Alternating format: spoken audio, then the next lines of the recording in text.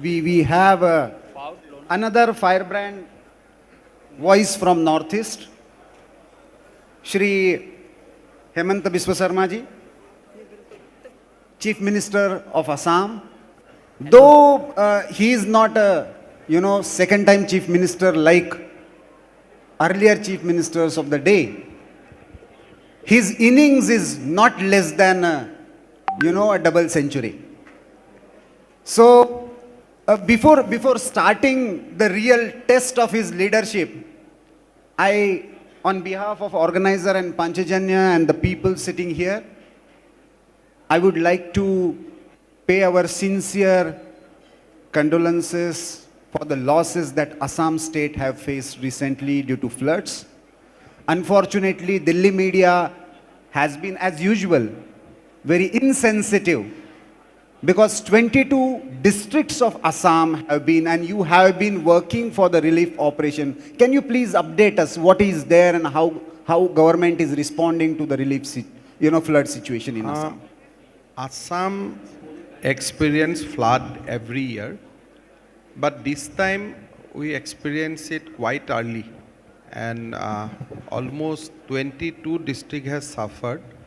But out of all, one of our hill district, namely Dima Hasao, has been cut off by road, by railway, and they are suffering like anything.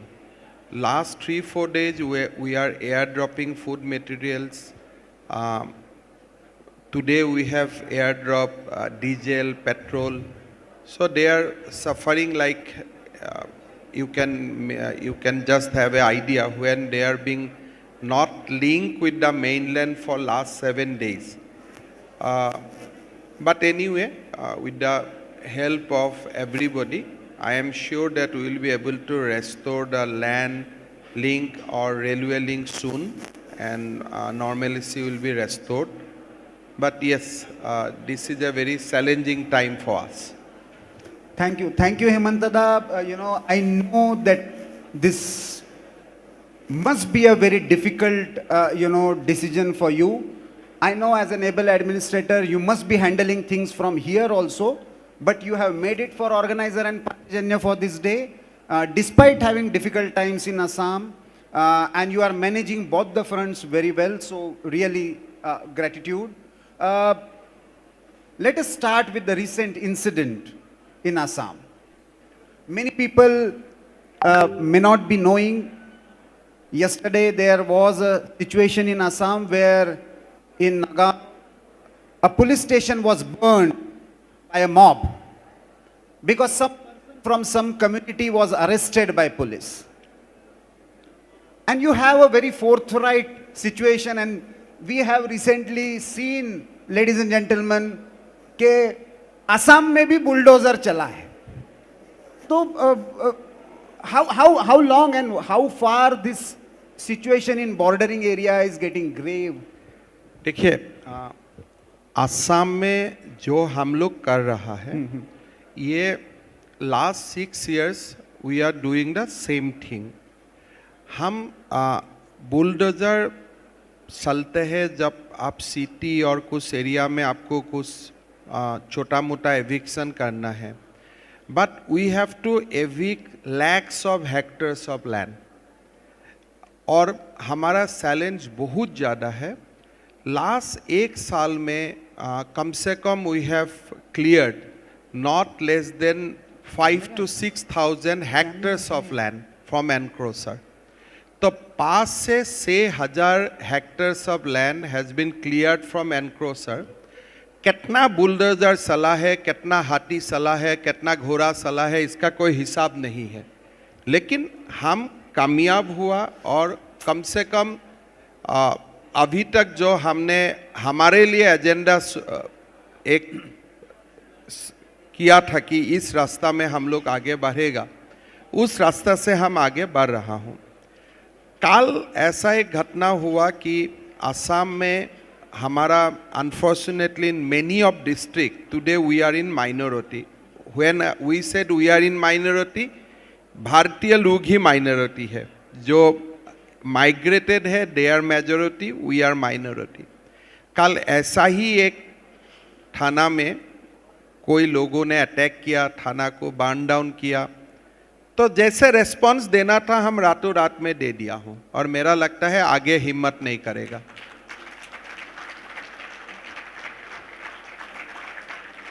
देखिए, illegal migration पर पहले organiser Panchajanya ने एक मुहिम चलाई थी 70s में और 80s में।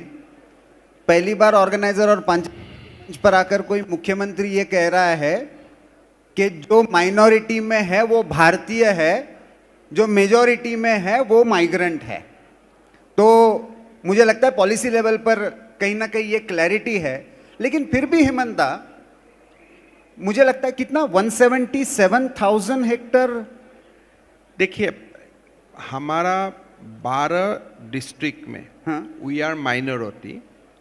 जब हमें माइनॉरिटी बोलता हूँ, को जो भारत का मूल निवासी है they are in minority. Now technically किसका पास भारतीय नागरिकता है नहीं है, these are matter of debate, लेकिन प्राइमा फेसी भारत का मूल जातियों जो होता है they are in minority. Now आगे जाके वो लोग का पास काफ़ी लैंड एनक्रोचमेंट में है, और लैंड एनक्रोचमेंट का साथ साथ एक डिजाइन होता है कि अगर इस चुनाव में आप 40 कॉन्स्टिट्यूएंसी में आप है, नेक्स्ट में आप थोड़ा सा एक्सपांड करके नज़दीक वाला और पास में चला जाइए। तो हमने अभी हमारा जो आइडिया है, लगभग 16 constituency of Assam is in their radar. धीरे धीरे धीरे धीरे वहाँ जा रहा है। तो वहाँ से ये लोगों को जो भी इलीगल है उन लोग को हटाना, ये एक हमारा काम है। पहला साल में out of that 16 constituency 4 constituency में हमें हमारा ऑब्जेक्टिव हमने फुलफिल कर चुका हूँ। Great. और आगे जाके करना है और हम लोग करते रहेगा। और अभी उसमें मेरा लगता है कम से कम असम में 1-1.5 लाख हेक्टेयर तो जमीन होगा ही होगा जहाँ में कंप्लीट इलीगल ऑक्यूपेशन है। तो मतलब सेंट्रल लेवल पे जब रूल्स एंड नोटिफिकेशन जब होगा आपने अपनी तरह से एनआरसी लागू कर दिया है। देखिए, ये एनआरसी तो एक विषय है, बट हमारा साथ एनआरसी का साथ साथ और कोई सारे विषय हमारा साथ जुड़ा हुआ है। पहले हम लोग को ये इंश्योर करना है कि we do not lose more lands, we do not lose more district, we do not lose more assembly constituency. So that is a preventive mechanism. आगे जाके जब एनआरसी वगैरह इम्प्लीमेंट होता है तब लीगल इलीगल सिटीजनशिप का एक डेफिनेशन आते हैं, तब आपको और कुछ करने का मौका मिलता है। बट इमीडिएट जो हमारा ऑब्जेक्टिव है कि और कोई डिस्ट्रिक्ट और कोई जगह में किसी का इलीगल एनक्रोचमेंट ना हो। दादा, और जो हमारा जो ये सारे चीज होता है, we don't do anything for any publicity kind of thing, ये हमारे लिए जरूरी है।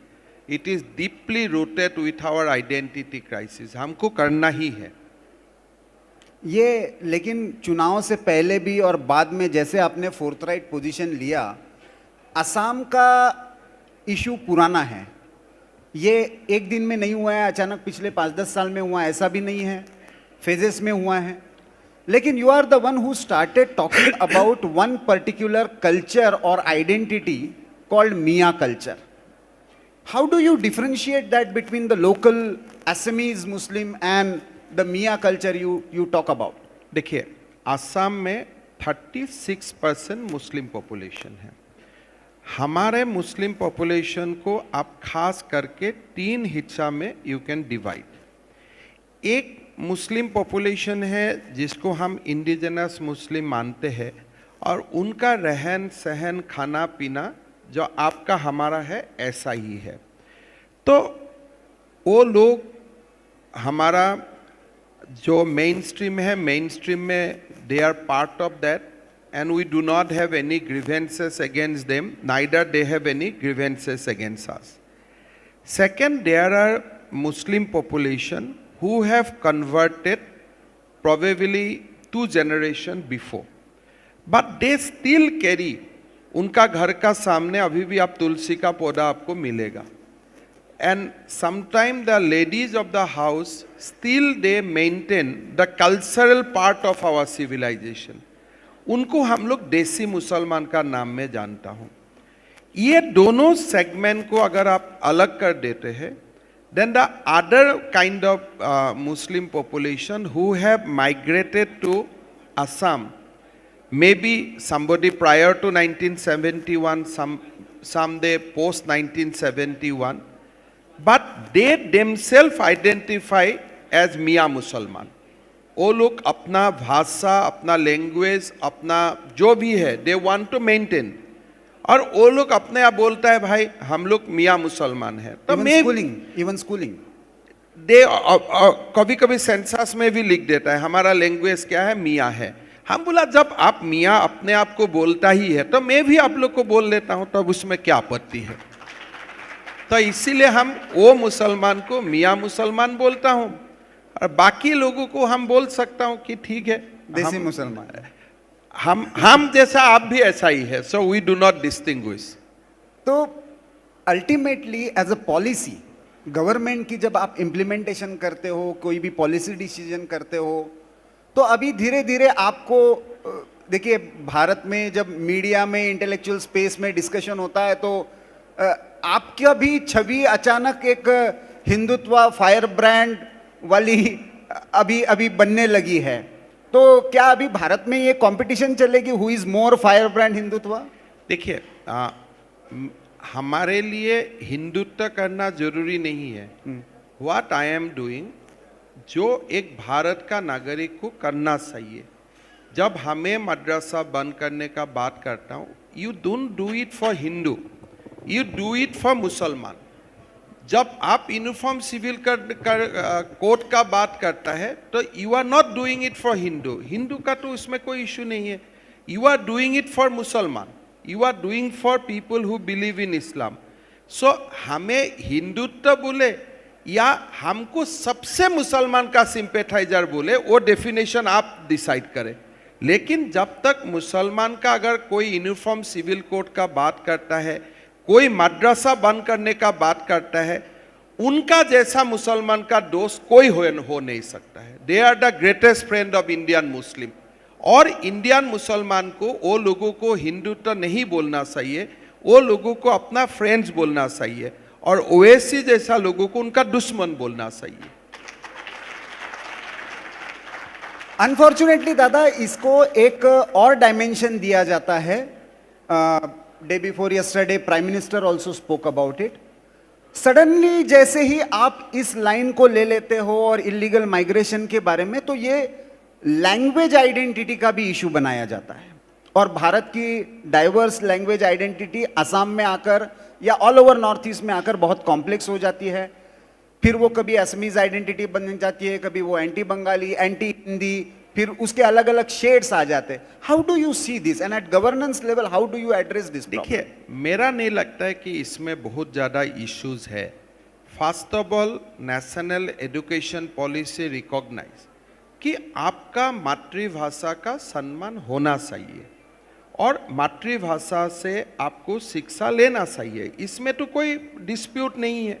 लेकिन आगे जाके अगर एक आसाम का लड़का अगर उनको एम्प्लॉयमेंट चाहिए, देश तो तुम्हारा है, तो तुमको तुम्हारा यूपी का फैक्ट्री का ऊपर भी तुम्हारा अधिकार है. इसलिए तुम जो इनकम टैक्स भरता है उसी से तो यूपी में भी होता है फैक्ट्री या आसाम में भी होता है. जब एक हम लोग समझने लगता है कि देश हमारा है, देश में हर जगह में काम करने का मेरा अधिकार है, तो आपको हिंदी सीखना जरूरी हो जाता है. तो इसीलिए मेरा नहीं लगता इसमें लैंग्वेज में कोई दुविधा है. आपको मातृभाषा में आप खूब पढ़िए, साथ साथ में आप हिंदी भी पढ़िए, so that you can go to any part of the country, you can work in any part of the country. तो इसमें कोई डिस्प्यूट है ही नहीं. और मैंने कम से कम बहुत रात इसके लिए सोचा, भाई डिस्प्यूट कहाँ है. मुझको आसामिया, मैं आसामिया सीख लेता हूँ माँ का गोद में ही. आगे जाके मैं अगर हिंदी भी सीख लेता हूँ उसमें मेरा क्या कमी है? लोगों को सीखना चाहिए और गौरव का साथ सीखना चाहिए, उसमें क्या असुविधा है? तो एक इसके साथ आपने एक यूनिक इनिशिएटिव लिया and I really found it very interesting. मैंने लास्ट टाइम जब हम बैठे थे तो इनफॉर्मल डिस्कशन में भी वो आया था। हेमंत दा ने अपने सारे एम्प्लॉयज को, गवर्नमेंट एम्प्लॉयज, असम गवर्नमेंट को, इनको सबको अपने पेरेंट्स के साथ एक दिन बिताने के लिए छुट्टी देने का निर्णय किया है। 3 दिन। What is the idea behind this? देखिए, हम सरकार चलाता हूं, लेकिन आप अगर सरकार का साथ भारतीय सिद्धांत का मूल भेटी को भी आप जोड़ लेता है तब सरकार चलाना आसान हो जाता है। आज क्या होता है, जब हमारा गवर्नमेंट एम्प्लॉय थोड़ा बहुत कैजुअली वानली मिल जाता है, उनको बेटा को देखना है, उनका कोई घर बना रहा है तो उसको देखना है, दे रिमेन बिजी। लेकिन साल में मैं अगर उनको 3 दिन समय देता हूँ कि इस 3 दिन आप कुछ मत कीजिए, खाली आपका पिता माता का साथ आप बिताइए। When he comes back to office, he comes as a better human being, much better human being, और उसी से सरकार का फायदा होता है। इस साल मैंने जनवरी में 3 दिन छुट्टी दिया, फ्राइडे कुछ बंद था, सैटरडे संडे मिला के 1 सप्ताह। 1 सप्ताह हमारा सरकारी कर्मचारी लोग जाके पिता माता का साथ मिला, किसी को मंदिर में लेके गया, किसी का घर में पिता माता का साथ बैठ के खाना खाया। सारे लोग अपना पोस्ट फेसबुक में लगाना शुरू किया, तब जाके प्राइवेट कर्मचारी भी ये शुरू किया और एक माहौल बना। और जो समाज में बेटा बेटी और पिता माता का रिश्ता बहुत ही हेल्थी रहता है, वो आदमी बेटर ह्यूमन बीइंग होगा ही होगा। उसके लिए हमको कोई बेटर ह्यूमन बीइंग बनने के लिए कोई ट्रेनिंग लेना जरूरी नहीं है। पिता माता का साथ थोड़ा समय बिताइए, अपने आप आपका मन में जो भी आपका थोड़ा सा है वो अपने आप हट जाएगा। Because that kind of love and affection make you motivate कि भाई हम भी आगे जाके वही लव एंड अफेक्शन मेरा ऑफिस में जो आता है उनको दूंगा। और आप अभी असम में जाके देखिए, काफ़ी वर्क कल्चर चेंज हो गया है। छोटा मोटा ऐसा काम हम लोग कर रहा हूँ and things are in good, मतलब एक अच्छा फेज में आ चुका है। ये जो सारे इश्यूज है, आप उसको हिंदुत्व कह लीजिए, इंडियननेस कह लीजिए, परिवार की संकल्पना कह लीजिए। आप पहले और भी दलों के साथ रहे हैं, कांग्रेस में भी रहे हैं। उसमें रहते और बीजेपी में रहते हुए क्या अंतर हो जाता है? वैल्यूज तो वही है। देखिए, दो बहुत बड़ा डिफरेंस होता है कि सोसाइटी को देखने का। मैं कांग्रेस में शायद 22 साल के जीवन में कांग्रेस में ही रहा, तो कांग्रेस में ऐसा एक माहौल बन जाता है कि beyond Gandhi there is nothing. अगर आप बोलता है कि आप बिट्रे कर दिया है कांग्रेस को, किसको बिट्रे किया है? गांधी फैमिली को बिट्रे किया है। तो मैं एक व्यक्ति हूं, मैं आपका बात अस्वीकार किया, ये तो देश का बिट्रे का साथ बराबर नहीं हो सकता है ना।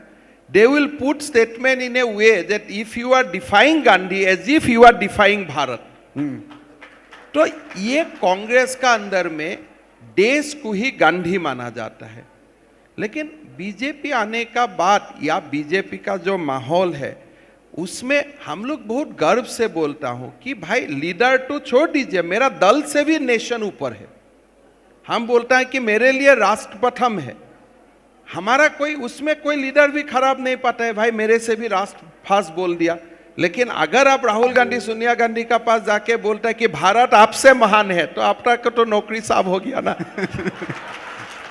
तो दैट इज द प्रॉब्लम। और लेकिन वो तो अभी कहने लगे कि भारत एक राष्ट्र ही नहीं है। ये देखिए, ये लोग काल भी मैंने एक देखा कि भारत एक यूनियन ऑफ स्टेट, तो मेरा 5000 साल का संस्कृति कहां गया? अगर भारत एक यूनियन ऑफ स्टेट्स है, That means you are disputing everything India has. अगर भारत एक यूनियन ऑफ स्टेट ही था तो गोपीनाथ बरदलोई जी को क्या आपत्ति था कि मुझको पाकिस्तान दिया गया था, मैं पाकिस्तान में ही चला जाता था। लेकिन असम का लोगों ने लड़ा कि मुझको पाकिस्तान नहीं जाना है, हमको भारत में रहना है, इसलिए भारत मेरा आत्मा है। अगर बोलते नहीं नहीं ये एक एग्रीमेंट कर दिया, अभी राहुल गांधी ऐसा समझा रहा है लोगों को जैसे आपका और मेरा बीच में कोई कॉन्ट्रेक्चुअल एग्रीमेंट हुआ था। भाई स्वाधीनता का पहले जब गांधी जी को सारा देशवासी ने अपना लीडर समझा तो अब क्या कोई कॉन्ट्रेक्चुअल एग्रीमेंट हुआ था क्या गांधी जी का साथ? इंडियन नेशनल कांग्रेस जो नाम हुआ, भारतीय जातीय कांग्रेस हुआ, हर जगह में आपका कॉन्फ्रेंस हुआ, तब क्या कोई यूनियन ऑफ स्टेट का कोई एग्रीमेंट हुआ था क्या? तो ये राहुल गांधी का अभी पता नहीं और कौन एडवाइजर अभी सामने लगा है। तो कंट्री को तोड़ने का ये यूनियन ऑफ स्टेट मतलब क्या है? बोला आपने निगोशिएट किया भारत में आने में, मतलब अगर आप निगोशिएट किया तो you can de negotiate also to go back. मतलब indirectly he is encouraging a secessionist element. मेरा जो अल्फा बोलता है और राहुल गांधी बोल रहा है, except the English there is no difference. वही परेश बोरुआ बोलता है कि हम तो यूनियन ऑफ स्टेट है, अभी हमको जाने दीजिए, हमारा काम पूरा हो गया। अरे भाई 5000 साल रामायण महाभारत, कौटिल्य, चाणक्य, चंद्रगुप्त, लासित बरफुकन, शिवाजी, ये कहाँ गया ये सारे सब? एक बट मैं उनको दोष नहीं दूंगा, कोई जेएनयू एनयू का कोई ट्यूशन लगाया गया, शायद वही उनको सिखा दिया। इसलिए उनको अगर ला के आप पूछताछ करता है कि यूनियन ऑफ स्टेट का मतलब क्या है, भाई अमेरिका का फेडरलिज्म और इंडिया का फेडरलिज्म का there is a vast difference.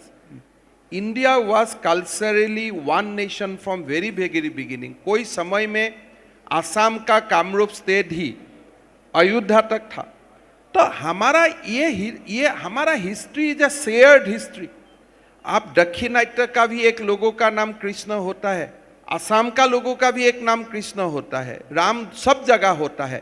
तो आप ऐसे कोई आके एग्रीमेंट करके भारत को यूनियन ऑफ स्टेट बना दिया, वो नहीं होता है। लेकिन उनका मजबूरी है, उनको जो सिखाएगा वही वो बोलेगा, टोटे और उससे ज्यादा क्या बोल सकता है। एक आपने अभी नाम लिया लसित बरफुकन का। मैंने अभी रिसेंटली पढ़ा था, चुनाव के समय भी आपने घोषणा की कि लसित बरफुकन का मेमोरियल बनाएंगे, असम के बाहर भी बनाएंगे, म्यूजियम भी बनाएंगे, दिल्ली में भी बनाएंगे, मुंबई में भी बनाएंगे, साउथ में भी।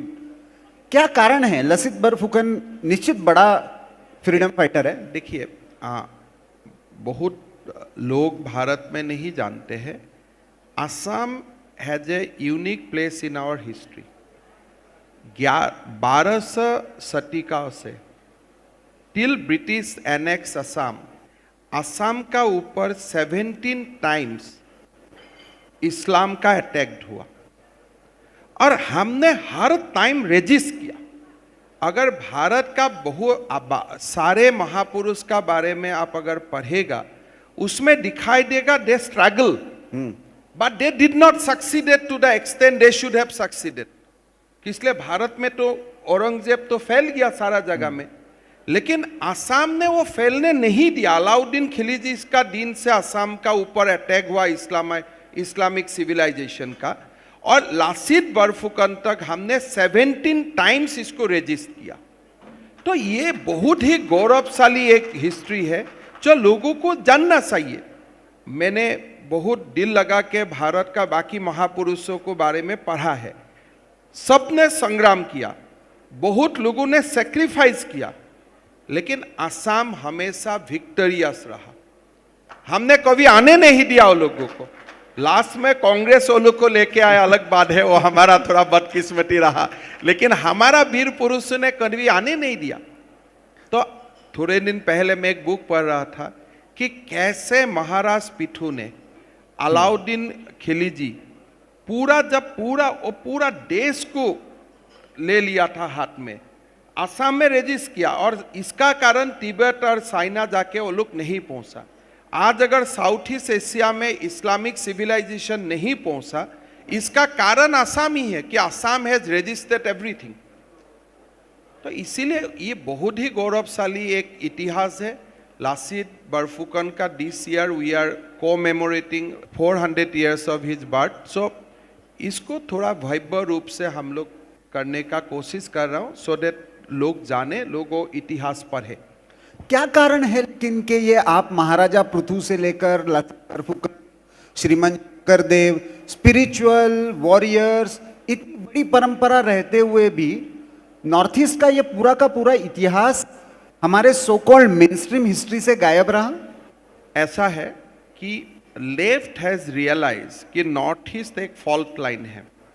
अगर आप नॉर्थ ईस्ट का, अगर आप ये बोलते रहता है कि your culture is different, your language is different, that means there will be reaction to the mainland, और हमेशा देयर विल बी डिस्टर्बेंस। और एक समय आप मिजोरम सीएम जोरामथंगा जी का अगर आप लाइफ जो उन्होंने मेमोरियल लिखा वो पढ़े, तो उन्होंने ये लिखा कि मैं साइना से ही ऑपरेट किया था। तो लेफ्ट का दुस्ती तो साइना से था उस समय। तो नॉर्थ ईस्ट को लोगों को समझाना, सिखाना कि you are not part of Indian civilisation, आप भारतीय सभ्यता का आप कभी भी अंग नहीं था, ये एक सिस्टेमेटिक सलाह। हमारे लिए प्रॉब्लम क्या हुआ, जब हमने इस्लाम को रेजिस्ट किया, उसका साथ साथ मेनलैंड इंडिया का साथ भी हमारा रिश्ता कम हो गया। किस लिए? Mainland India was ruled by Mughal. अगर मैं मुगल को रेजिस्ट किया हूं, मतलब मेरा मेनलैंड इंडिया से कनेक्टिविटी भी कम हो गया। तो इसीलिए आसाम का जो स्वर्णिम इतिहास है, इसका बारे में कोई चीज भारत का मेनलैंड का लोग नहीं जानते हैं। नहीं जानने का कारण यही है कि we have registered the rule of Islam, Aurangzeb, फलाना सबका। उसका कारण हम लोग का एक इंटेलेक्चुअल एक कट ऑफ हो गया था।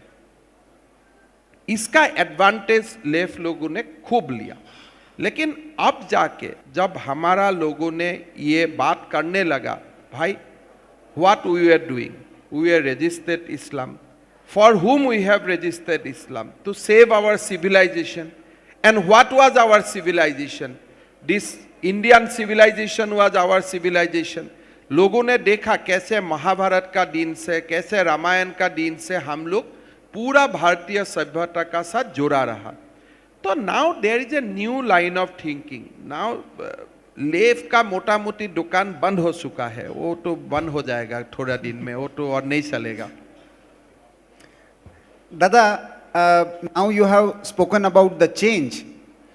क्या ऐसा बदलाव हो रहा है नॉर्थ ईस्ट में? Is it just a political change और there is something fundamentally changing about the connectivity and the culture and two part of things. The Bharat as a whole, they are appreciating the role of North East right from the day of beginning of our civilization.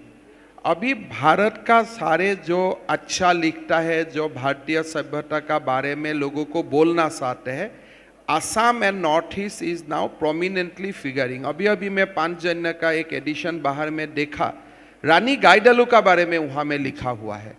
तो कौन लोग जानते थे? लेकिन अभी पांचजन्य हो, organiser हो, आप लोग आके एक आसाम का जो सिविलाइजेशनल लिंक था, नॉर्थ ईस्ट का जो लिंक था, इसका ऊपर आप लोग लिखना शुरू किया। मोदी जी ने कोई सारे डेवलपमेंट में का काम किया, कनेक्टिविटी में।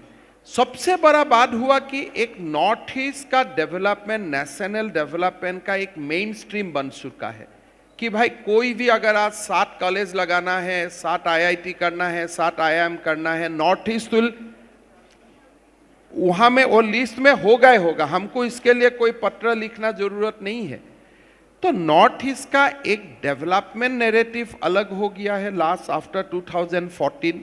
नॉर्थ ईस्ट में मिलिटेंसी ऑलमोस्ट खत्म हो चुका है और नॉर्थ ईस्ट का साथ भारत का मेनलैंड का संबंध जो एक समय थोड़ा सा टूट गया था, वो बहुत जबरदस्त अभी फिर एक री एनर्जाइज हो रहा है। तो north east now changing every day. And changing for good, changing for better. Emotional level में, डेवलपमेंट लेवल में, आप हर क्षेत्र में, ये कोई खाली पॉलिटिकल नहीं है।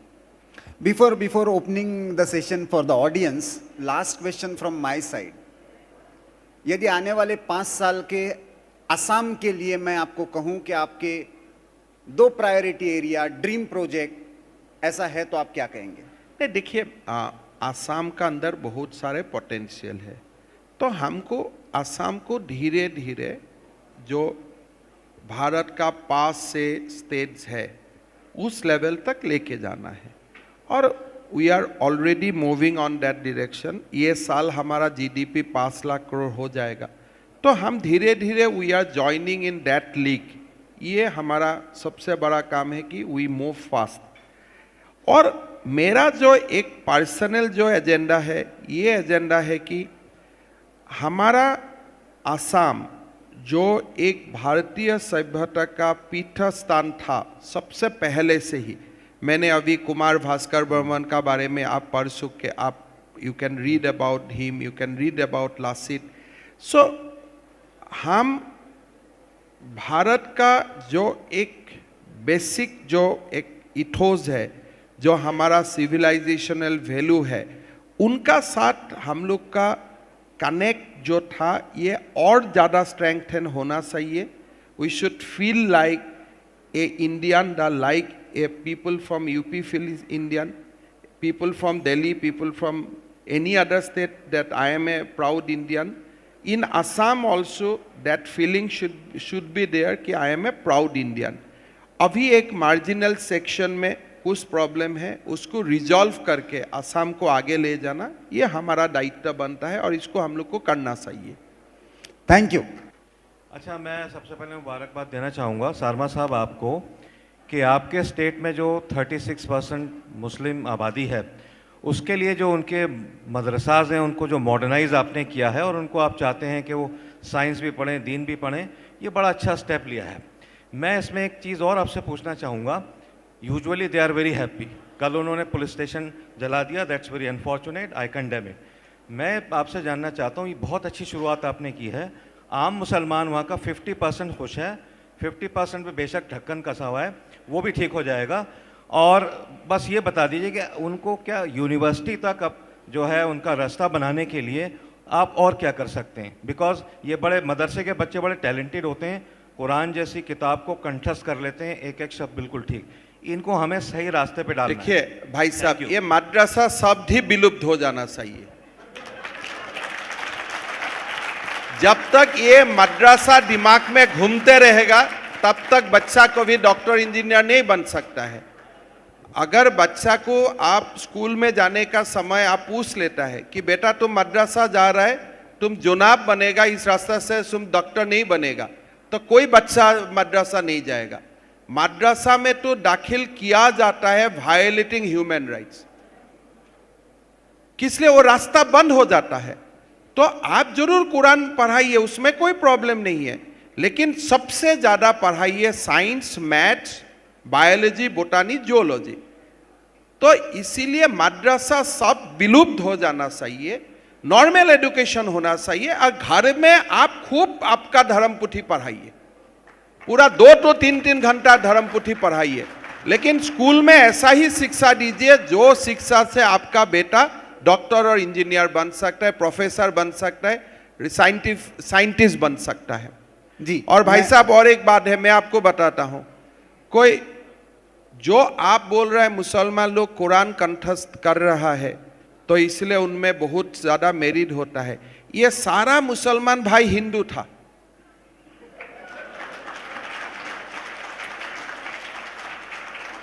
कोई एज ए मुसलमान ये धरती में नहीं आया, भारत का धरती में सब हिंदू ही था।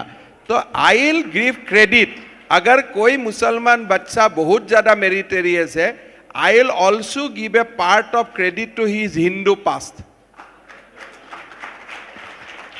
सर, आपने राष्ट्रीय शिक्षा नीति और भाषाओं को लेकर बहुत अच्छी बात की। एक छोटा सा सुझाव निवेदन के रूप में, असम के जितने अध्यापक असमिया पढ़ाते हैं, प्रयास करिए विविध प्रांतों के मुख्यमंत्रियों से आप एक MOU करिए और कुछ अपने टीचर्स वहाँ भेजिए आप, वो जिनको आप, और फंडिंग आपकी हो, आप उनको सैलरी वहाँ से दीजिए, जैसे कि वो असमिया आकर के वहाँ पर पढ़ाए।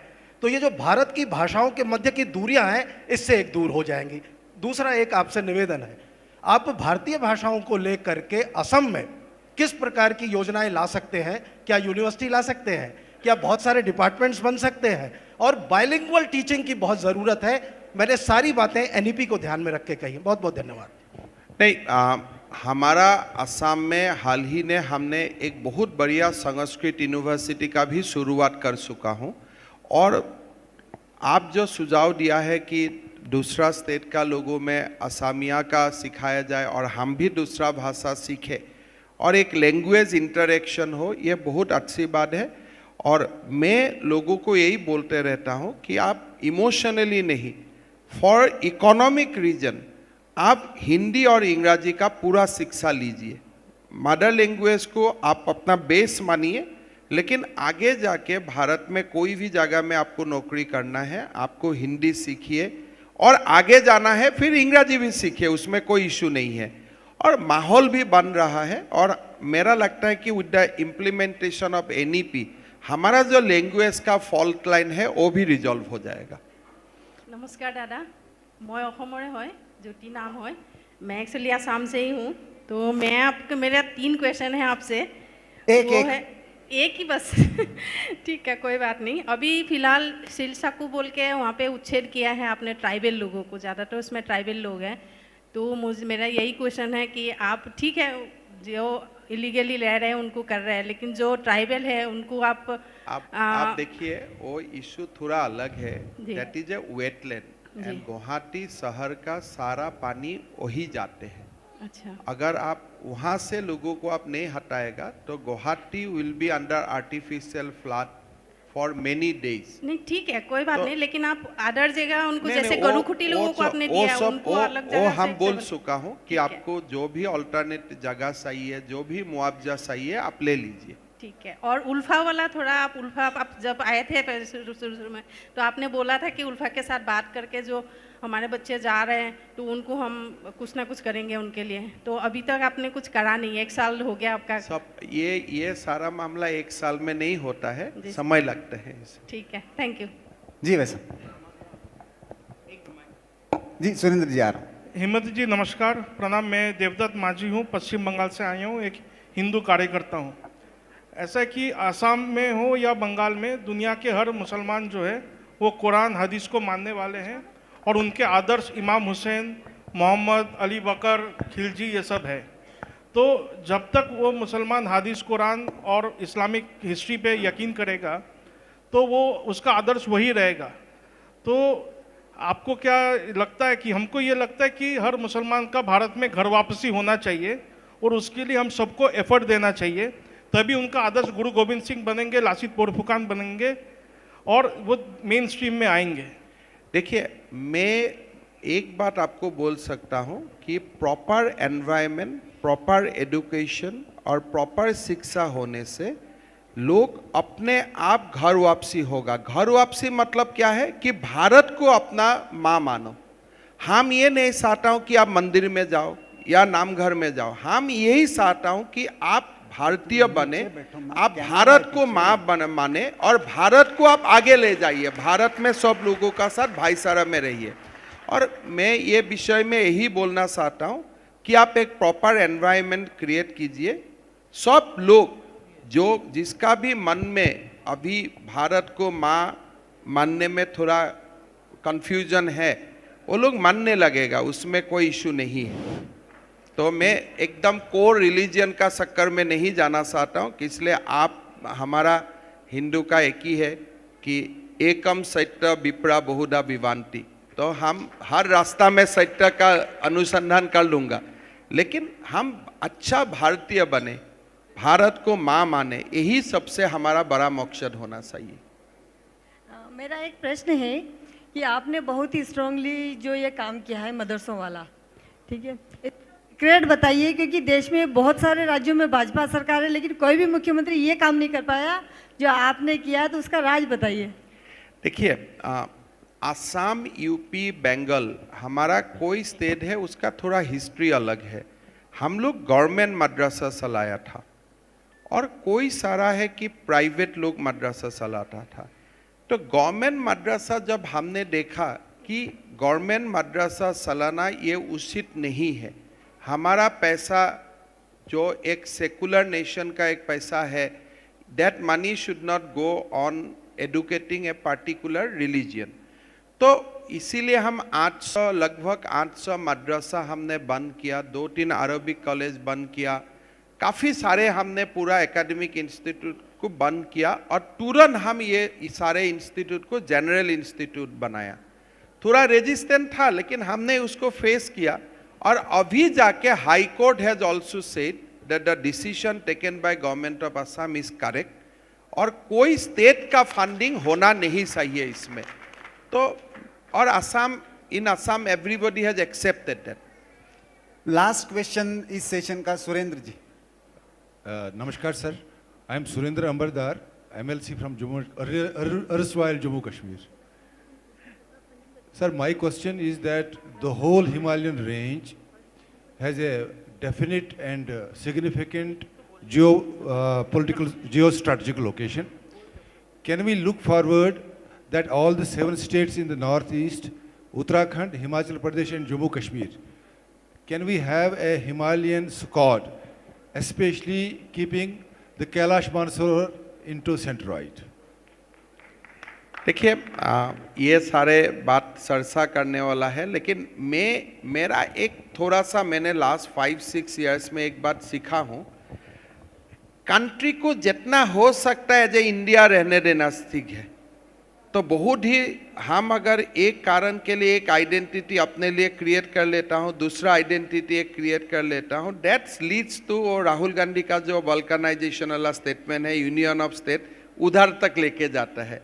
तो हमको हमारा प्रॉब्लम सेम है, लेकिन जितना हो सकता है we should emerge as India, that should be our motto. Thank you, Dada, for a very candid and difficult times. You have come over and, dealt with almost all kinds of issues with us. I know many a times I go to Dada interview के लिए जाता हूँ, 20 minute रहता है और पता चला कि 40 मिनट हम पहले ही इंटरव्यू शुरू होने से पहले ही किसी विषय पर डिस्कस कर रहे हैं। और इतना नॉलेज है हिस्ट्री का कि बहुत चीज़ें सीखने को मिलती है। आपने को ने भी अनुभव लिया होगा, पृथु से लेकर बर्फुकन तक आपको असम की पूरी हिस्ट्री सुना सकते हैं। तो मुझे बहुत आनंद हुआ आज हमारे विशेष निमंत्रण पर 75 इयर्स हुए। 75 इयर्स से हम ये नॉर्थ ईस्ट के इश्यूज के बारे में बोल रहे हैं। आज फोर फ्रंट पर आकर दादा उस एजेंडे को आगे बढ़ा रहे। तो on behalf of organiser Panchjanya, all of you, please big round of applause for Himanta Biswa sir. Thank you, thanks a lot दादा।